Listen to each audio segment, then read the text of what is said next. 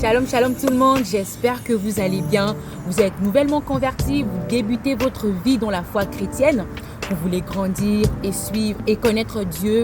Vous voulez suivre des cours de façon gratuite, progressive et selon aussi vos disponibilités. Vous voulez ajouter en plus à ce que vous recevez déjà dans vos églises personnelles.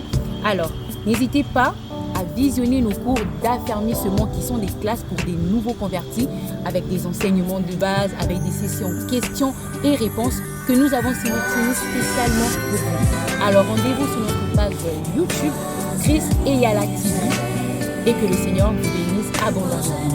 Bye. Amen. Merci beaucoup, servante de l'Éternel. Mais une question serait de savoir, on aimerait bien savoir en fait, est-ce que l'affermissement ou bien être affermi est un état final ou progressif? C'est un état progressif. Pourquoi je dirais que c'est un état progressif? Parce que l'affermissement n'est pas comme, c'est pas comme quand tu as soif, tu bois de l'eau et puis bon, tu es rassasié. C'est un état progressif. Pourquoi? Parce que tu commences par connaître qui est Jésus-Christ. Tu cherches à connaître qui est l'Esprit de Dieu. Tu cherches à comprendre quel est le ministère angélique. Tu cherches à comprendre quel est ce que Dieu a préparé pour le ciel. Tu cherches à connaître quelles sont les demeures que Jésus-Christ est parti préparer pour nous. C'est ce qui fait quoi? C'est ce qui te rend fort. Tu vois, quand tu veux abandonner, pourquoi il est possible? Parce qu'il y a des temps, tu seras affligé. Il y a des temps, les situations vont t'affliger. Mais la parole que tu reçois, l'espérance de la nouvelle génération, l'espérance du ciel te fait quoi? Te permet d'être fortifié et d'être affermi. Tu vois un peu. Donc, c'est que Mhm. c'est progressif. Pourquoi? Parce que tu vas rencontrer des choses qui vont t'affecter. En tant que chrétien, tu vas tomber. Jésus qui a préparé ça, Jésus qui a préparé que les chrétiens tombent. C'est vrai qu'il a dit, moi, juste tomber, mais il se relèvera. Il a prévu déjà que tu puisses tomber parce qu'il sait que ce sera difficile. Mais il a dit qu'il ne te tente pas au-delà de ses forces. Tu ne seras pas tenté au-delà de tes forces. C'est pour que tu sois quoi? Tu sois continuellement quoi? Affermi et affermi, affermi.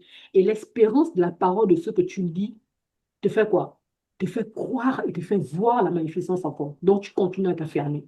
Donc, aujourd'hui, si tu es fatigué, tu te dis non, je suis peut-être fatigué d'aller à l'église. Depuis là, j'ai prié, je ne vois pas de résultat. Depuis là, j'ai prié, il n'y a pas de transformation. Quelqu'un viendra te dire, la foi ne vient pas de quoi? De ce que tu vois, mais ce que tu entends. Amen. Elle vient de quoi? Elle vient de la parole de Dieu. Donc, ça va faire quoi? Ça va te fortifier. Je dois avoir la foi. Le lendemain, tu rencontres encore un obstacle. Non, je n'ai pas ceci, je n'ai pas cela. Et une parole encore vient et quelqu'un vient te fortifier. Donc, au fur et à mesure, tu grandis jusqu'à ce que tu seras, tu vas, jusqu'à ce que ces choses éphémères ne seront plus ton abri. Parce que le but de Dieu n'est pas qu'on se détache juste des choses éphémères. Amen. C'est pas ça en fait. Ça, c'est juste ce sont les basiques de la nouvelle naissance. Les basiques de la nouvelle naissance, c'est te détacher du péché, commence à croire en Dieu, Dieu va pourvoir, Dieu fera. C'est ça les basiques. Mais c'est pas ça le but de Dieu. Le but de Dieu, c'est que tu puisses voir la nouvelle Jérusalem. C'est que tu puisses communiquer avec lui. C'est que tu puisses donner un verdict à la vie de quelqu'un. C'est que tu puisses négocier la vie de quelqu'un avec Dieu. Tu vois, c'est là où Dieu veut qu'on atteigne. Quand il dit que l'Esprit de sonde ses pensées, il ne veut pas que, il ne veut pas que ton affaiblissement se limite à juste non, je suis tenté, non, j'ai faim, non, le pays est ceci. Il veut que tu arrives à aller t'asseoir comme Abraham pouvait négocier la vie de l'autre. Amen. Amen. C'est comme on a vu, est-ce qu'Abraham s'est soucié quand Dieu lui a dit que quitte la maison de ton père, va où je t'enverrai. Est-ce que Abraham s'est soucié en disant que qu'est-ce qu'on va manger en route? Qu'est-ce que... Non, lui, son objet, c'est où est-ce que Dieu m'emmène? Et il a commencé à négocier les vies, disant que Seigneur, maintenant, s'il y a 2, s'il y a 40, s'il y a 50, c'est là où Dieu veut qu'on arrive. Amen. Il veut qu'on arrive au niveau égal, égal à la différence entre Pierre et Jean. Pierre devait miner la terre, mais Jean est allé voir le ciel. C'est que si Jean n'était pas rentré dans l'intimité, il n'aurait pas apporté l'Apocalypse. Amen. Amen. C'est là où Dieu veut que nous on puisse aller. Il ne veut pas qu'on se limite juste à des choses qui se passent là, dans le besoin. Ça, ce sont les basiques. On est encore en train de se battre avec la chair. On est encore en train de se battre. Mais ce n'est pas là où Dieu nous attend. Donc, c'est continuel, c'est continuel. Quand tu as dépassé ces choses, tu vas comprendre que ces choses-là, c'est inutile. Des morts. Amen. Amen. Merci beaucoup, servant de l'Éternel. Et je voulais juste rebondir sur quelque chose que vous avez déjà mentionné, mais juste pour plus de précision. Donc, est-ce que c'est possible de retomber bien que nous soyons dans la quête de l'affermissement? Ça veut dire que je cherche à m'affermir et je suis en train de progresser, vu que vous avez dit que c'est une étape progressive, je progresse en affermissement, mais souvent encore je tombe. Souvent encore je tombe dans la colère, dans le péché, dans des choses que j'ai vomi hier. Est-ce que c'est possible alors, malgré que je sois en train de progresser dans l'affermissement, de toujours tomber dans ces choses-là? Donc, quand je dis ces choses, c'est-à-dire le péché de façon générale. Amen. C'est pourquoi tu es Amen. juste. Tu n'es pas juste parce que c'est juste l'étiquette. Tu es juste parce que tu reconnais que tu es faible et que dans ta faiblesse, Dieu t'élève. Mais comme je dis souvent aux gens, que ne tombe pas comme un esclave, tombe comme un roi. Amen. Tu tombes pas comme un, mais tu tombes comme un roi. Ça veut dire que quand tu tombes, tu ne tombes pas pour revenir là-dessus. Sinon, la femme prostituée serait repartie se prostituer. Jésus-Christ lui a dit Ouais. clairement, je ne te juge pas, je ne te condamne pas. Où sont ceux qui te jugent? Moi non plus, je le fais. Il a dit, mais va. Mais ne fais plus quoi? Ne Mais ne pêche fais plus. pas. À l'instant même, Jésus-Christ l'a justifié. Jésus-Christ l'a justifié devant tous et devant le Père. Tu vois? Ça veut Mhm. dire que le fait de tomber, c'est pas que Dieu ne sait pas que tu vas tomber. Mais Dieu ne te demande pas de tomber parce que c'est ton envie. Parce que tu veux manifester cela. Parce qu'il a mis en toi le pouvoir et le vouloir.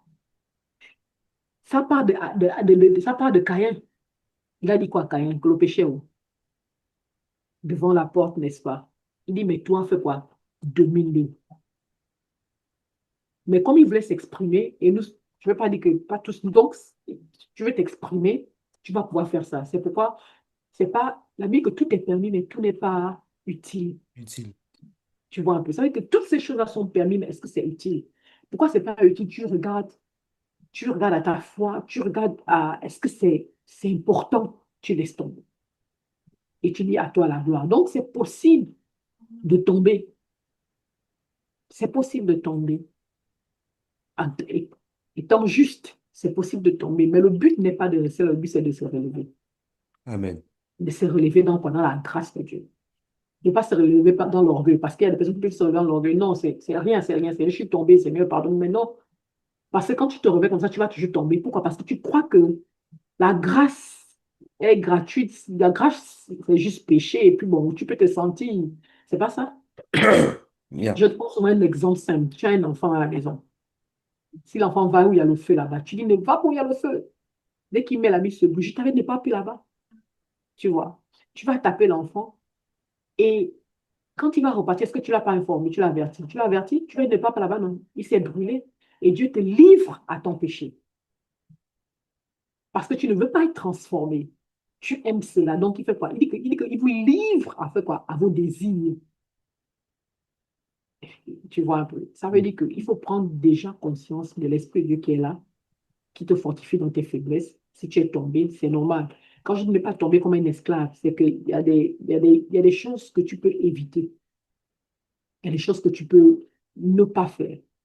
Je comprends que parfois on peut être énervé, quelqu'un peut t'énerver, tu peux rentrer dans une colère. La vie te dit oui, mais ne dors pas là-dessus. Tu vois un peu. Donc, il y a des choses que tu peux pouvoir parler. C'est vrai que c'est difficile, c'est pourquoi on demande toujours la grâce de Dieu nous aider. C'est pas évident, c'est pas facile, mais on demande la grâce de nous aider. Mais ne repartons pas sur les mêmes choses. Sinon, on va faire quoi? On va tourner en rond. Amen. Merci Donc, c'est beaucoup. possible de tomber, mais de ne pas rester au sol, quoi. Amen. Merci beaucoup, servant de l'Éternel. Une chose importante, vous avez beaucoup mentionné les œuvres mortes. Ce que nous voudrons savoir, c'est qu'est-ce que les œuvres mortes? C'est-à-dire, qu'est-ce que les œuvres mortes d'abord et comment celles-ci s'opposent à l'affermissement? Amen. Déjà, les œuvres mortes sont les œuvres qui n'ont pas de vie. C'est-à-dire que les œuvres qui ne produisent pas la vie en toi, les œuvres qui produisent la mort en toi. Qu'est-ce qui produit? Quand tu t'analyses, qu'est-ce qui peut produire la mort en toi? Le péché. L'amertume. La colère, ce sont les œuvres. Parce que Mhm. derrière une œuvre se cache un esprit. Tu vois un peu. Il dit une chose à Moïse. Il dit, va frapper le rocher une fois. Mais regarde où la colère a emmené Moïse. Dieu a exaucé, mais regarde où la colère a frappé le peuple, a emmené le peuple à devenir déloyal. C'est pourquoi est-ce que Dieu l'a dit, frappe une fois, quand il est frappé par colère. Ça veut dire qu'il avait la capacité de pouvoir, mais ça c'est une œuvre morte. C'est pourquoi il dit une chose, il dit, la colère n'accomplit pas la justice de Dieu. Tu vois? Donc les œuvres mortes, ce sont ceux qui n'accomplissent pas la justice de Dieu. Donc on comprend d'abord, est-ce que ça c'est dans le plan de Dieu? Il te dit qu'il y a des choses que tu as vomi. Il dit que si tu retournes à tes vomis, c'est comme si tu étais un chien. C'est ce que la Bible dit. Que ceux qui retournent à leur vomi sont les chiens. Excuse-moi du terme, mais c'est ce que la Bible dit. Ça veut dire que les œuvres que tu as laissées, qui faisaient quoi? Je prends un exemple simple. Je prends un exemple simple. Je ne suis pas là pour taguer quelqu'un, qui, quoi que ce soit. Ne prenez pas en mal à ceux qui vont suivre. Je prends un exemple simple sur la fornication. Les gens qui aiment ça, mais tu vas voir que plus tu forniques, plus tu laisses ton énergie, plus tu laisses tes années de vie, plus tu laisses ta lumière. La Bible dit une chose dans le proverbe. Il dit quoi? Il dit que ne laisse pas quoi, ta vigueur à la femme de qui? À la femme du coin. Ça veut dire que tu laisses quoi? Tu laisses tes années de vie. Que le Seigneur restaure. Mais c'est restauré quand tu décides de vivre en lui. Donc les œuvres mortes, ce sont des choses qui ne sont pas dans la justice de Dieu. Amen. Mais ça, il faut d'abord être converti et être convaincu, être affranchi par la vérité pour pouvoir détecter, parce qu'on ne connaît pas tout. Amen. Il y a Mhm. des choses que tu vas te dire, non, moi, on ne me fait pas ça. Maintenant, tu cherches dans quelle distinction que moi, on ne me fait pas ça. Tu vois, est-ce l'orgueil? Est-ce la fierté? Est-ce la nature en Christ? Tu vois un peu. Donc, ce sont des choses, c'est pourquoi il faut pouvoir distinguer exactement qu'est-ce que tu veux dire. Jésus-Christ a dit, race de vipères, tu vois. On va se dire que le Seigneur a insulté. Mhm. Tu vois un peu. Jésus-Christ a Mhm. dit tombeau blanchi. On va dire, Jésus-Christ a insulté. Mais quand tu décris le personnage, il est en train de donner une nature à la chose. Il n'est pas en train d'insulter.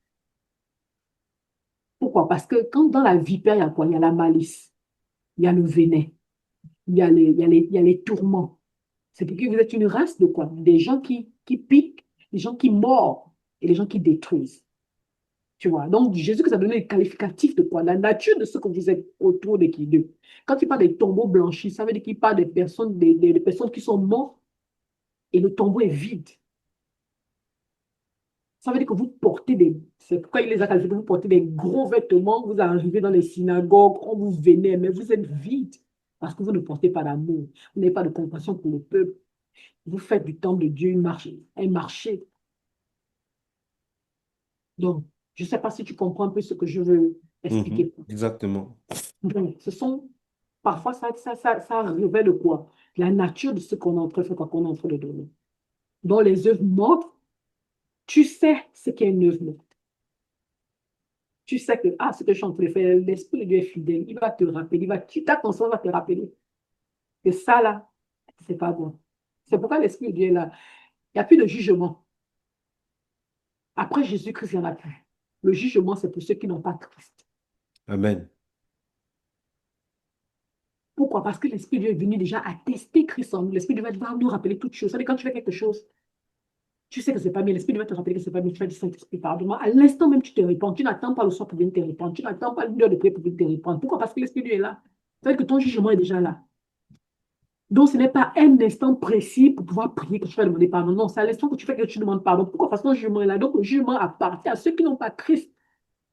Qu'on va devoir séparer. Toi, tu pars là-bas. Toi, tu fais ceci, tu as fait cela.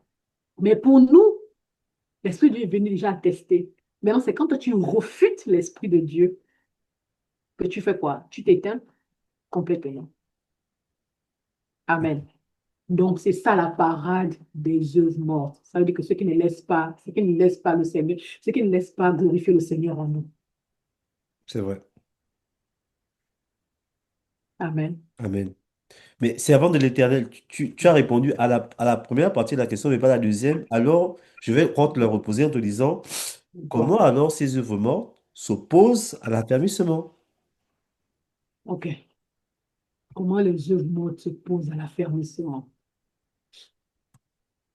Ça te ramène toujours en arrière. C'est vrai.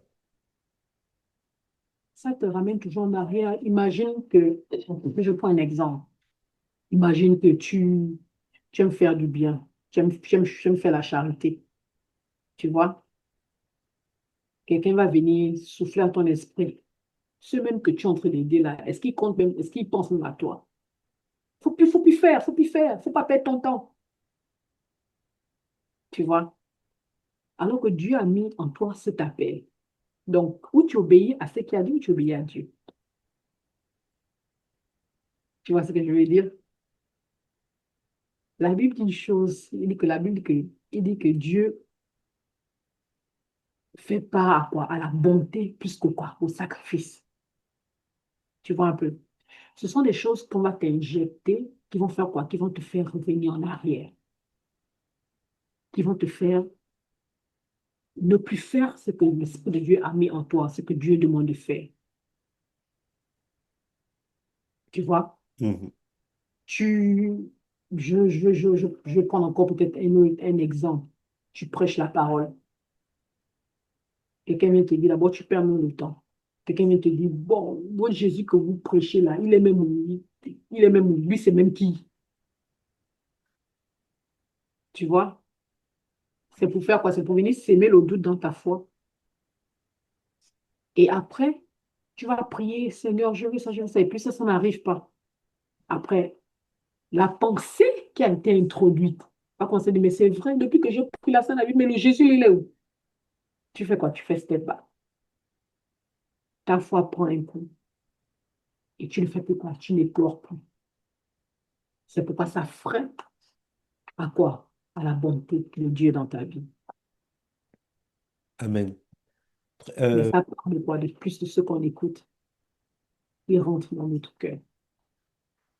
Et puis qui Amen. se bat maintenant entre la pensée et le cœur. Mhm. Il se bat entre la pensée et le cœur. Merci Amen. beaucoup, servant de l'Éternel. Nous allons passer. Normalement, il y avait deux questions, mais je pense qu'il y a l'une des questions, tu as déjà répondu à celle-là, je crois, plus tôt.